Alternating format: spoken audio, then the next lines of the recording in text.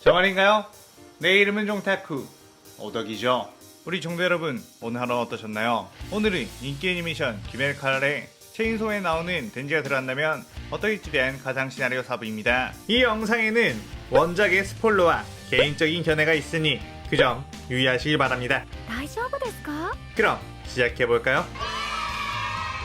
저번 영상에서는 덴지가 다키와 함께 무한열차에 가서 엠무를 대체하고 상해사 마카자를 만나는 것까지 전개했었죠. 저번 영상을 보지 않으신 분들은 보고 오신 게 이 영상을 이해하고 즐기는 데 수월하니 보고 온 거 추천드리고요. 이 가상 시나리오 컨텐츠는 원작의 고증을 처지했다에 가는 매끄러운 진행되지 않기 때문에 어느 정도의 설정으로나 능력치 보증을 이해해 주셨으면 좋겠습니다. 그럼 오늘의 가상 시나리오 시작하겠습니다. 덴지는 막 다키에게 뽀뽀를 받으려고 하는 찰나에 어떤 혈기가 난입해 방해를 하자 엄청나게 열이 받았는데 그 혈기의 눈에는 상현삼의 표식이 박혀 있었기에 살짝 긴장이 되었죠. 다키는 아카자와 마주치게 되자 정말로 이제 자신이 탈출할 수 있게 되었다며 기뻐했고, 아무리 덴지가 신비로운 힘을 사용하고 있지만 상현 중에서도 엄청난 전투력을 자랑하는 아카자를 상대로는 이길 수 없을 거라고 생각했습니다. 다키는 아카자에게 만나서 다행이라고 어서 이 인간 녀석을 죽여버리라고 소리쳤고, 덴지는 다키에게 뽀뽀는? 이라고 하며 티격태격 하고 있었죠. 아카야는 다키 너 벌써 기살대 인간들과 친해져 버린 거냐? 역시 그분 말대로 어떤 정보를 발설했을지 모르니 죽이는 게 맞겠구나 라고 했습니다. 다키는 그게 무슨 소리냐고 난 여전히 혈기들의 편이며 그분을 배신한 적이 없다고 했죠. 아카야는 하지만 넌 이미 귀살대에게 패배해 사로잡히게 된 혈기 역사상 가장 치욕스러운 일을 당했으니 그것만으로도 명예를 실추시켰고 그건 너의 죽음의 이유에 합당하다고 했습니다. 다키는 큰일 났다는 생각과 동시에 아카자에게 당신 소문으로 들었을 때 여자를 먹지도 않고 죽이지도 않는다고 들었는데 설마 나를 공개하지 않겠죠? 라고 했죠. 아카야는 피식 웃으며 그분이 특별히 너를 처분하라고 명령하셨고 여자 인간이 아니라면 딱히 나에게 여자로 보이지 않고 그저 같은 혈기로 보인다. 그리고 특히 넌 너 혼자인 것도 아니잖나 라고 했습니다. 그 옆에서 덴지가 다키에게 야 이 멍청아, 내가 저 녀석이라도 네가 여자라고 안 죽이지 않느냐고 하면 열받아서 죽이겠다 라고 했죠. 그러다가 덴지는 아카자에게 아직 이 녀석을 죽이도록 할 수 없지, 난 이 녀석에 받을 게 있거든 이라고 했죠. 아카야는 어째선지 자신의 모습을 보고도 쫄지 않고 자기 할 말을 하는 덴지를 보고 너 그래도 꽤나 싸울 줄 아는 녀석인가? 라며 기대를 했습니다. 덴지는 아카자가 자신에게 달려들 기세를 보이자 다키에게 이번에 저 녀석에게서 너를 구해주면 볼뽀뽀로는 안 되겠는데? 라고 했고, 다키는 지금 상황에 그런 얘기가 나오느냐고 화를 냈죠. 그 순간 아카자가 덴지 앞에 다가와 주먹을 날렸고, 덴지는 빠른 반사신경으로 주먹을 막았지만 그대로 양팔이 부러지며 튕겨져 나갔습니다. 덴지는 아카자의 엄청난 파괴력에 지금껏 만난 어떤 상대보다도 강하다는 걸 알았고 그의 움직임이 눈에 보이지도 않는다는 것에 믿을 수가 없었죠. 그때 아카야는 반사신경은 꽤나 좋은 편이지만 너무나도 약한 녀석이구나, 괜히 기대를 했나? 라고 하며 다시 덴지에게 다가갔고 그대로 일방적인 구타를 시전했습니다. 덴지는 그 압도적인 공격에 정신을 잃고 쓰러졌고 이 정도로 죽어버리다니 바락조차 못한 녀석이구나. 자 다키, 이제 네 차례다 라고 했죠.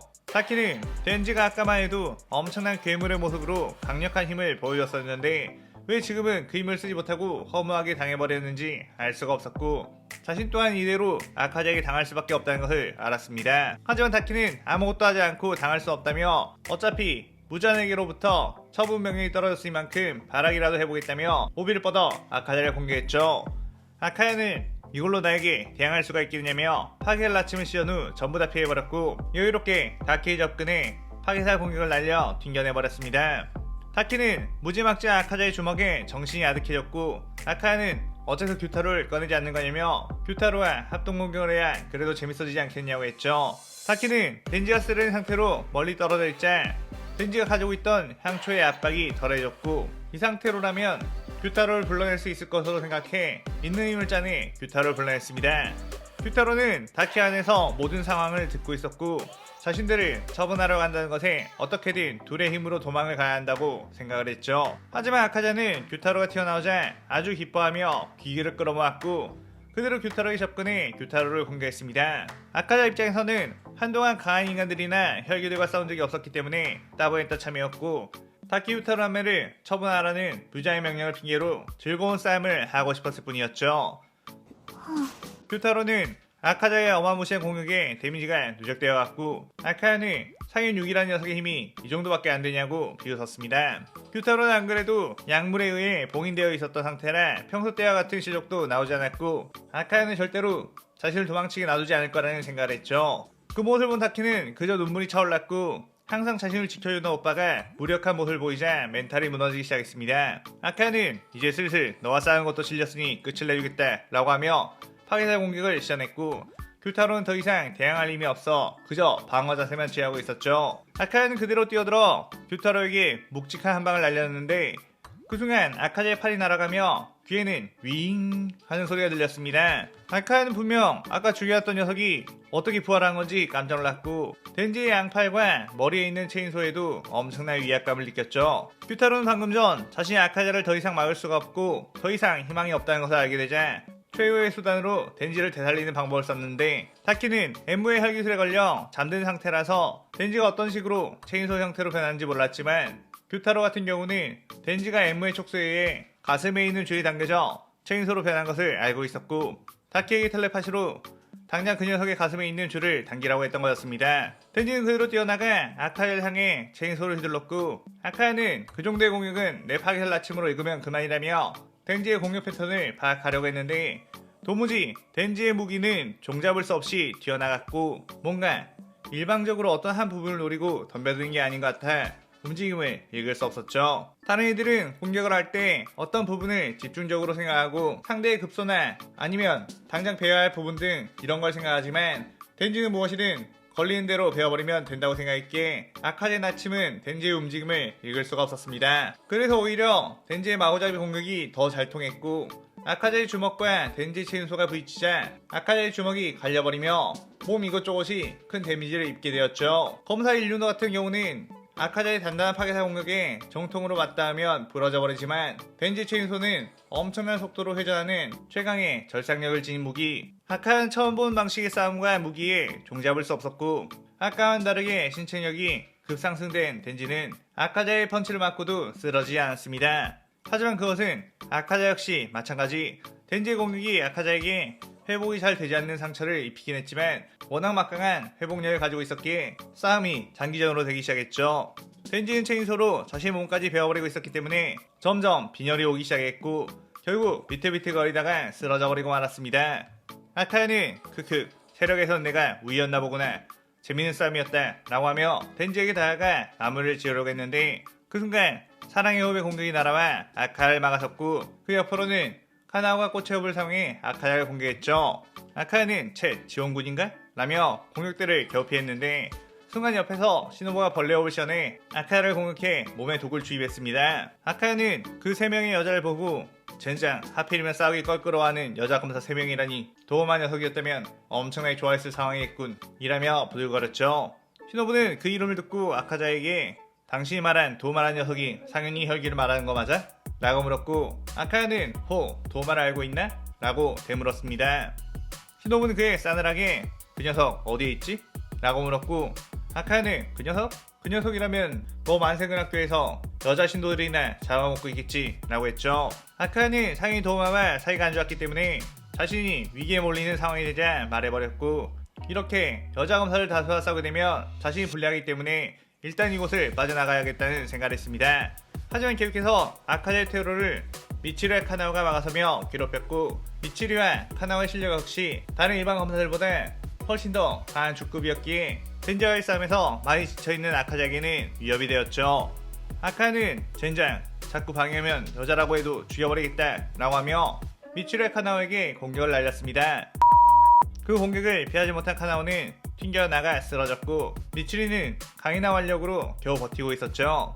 아카야는 이쯤 하면 도망갈 수 있겠다 싶어 반스런을 준비했는데 그때 갑자기 윙 하는 소리가 들렸고 아카야는 순간 그 소리에 자신도 모르게 움찔하게 되었습니다. 아까 덴지와 싸울 때 계속해서 들었던 체인소 소리는 아카자에게 공포를 학습시켰던 것이죠.